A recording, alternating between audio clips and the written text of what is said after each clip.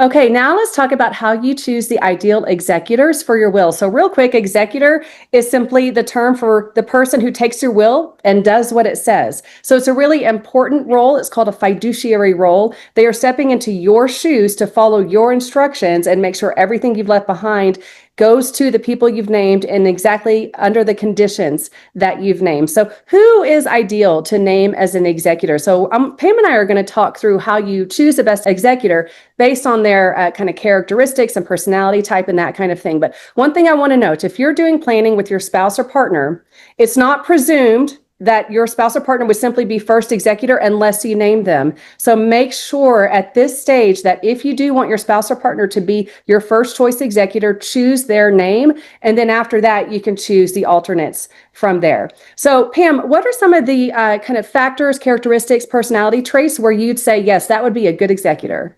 Well, the first thing is to keep in mind that this person should be over the age of 18. And then the other component that we talk a lot about, especially with aging parents, is if you are choosing an executor now who is aging, this is going to be something you want to select backup executors or consider someone else.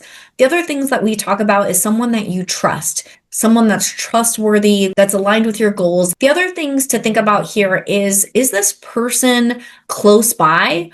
Or do they have the means to travel here in where you're located and take care of everything? Sometimes it's better to choose someone that's geographically closer because having them travel for different things is going to be more of a burden. And other important characteristics of the ideal executor would be someone who is good at record keeping. Record keeping is very important because at the end of the day, like I mentioned earlier, they are in a fiduciary role. Fiduciary means that they have duties to someone else, someone who has a right to money. And so, of course, if someone has a right to money and they don't feel that you've managed it well or have done the proper record keeping, that can become an issue, of course, and we don't want that for anyone if you can avoid it. So ideally, someone who is really good with record keeping, understands the importance of it, keeps it organized, make sure that it's shared with the beneficiaries timely, as might be required under the will, because there are certain kind of time frames that you have to meet, no matter whether it's a will or trust or whatever your situation is, even if you happen to pass away without a will, which we don't want that for you.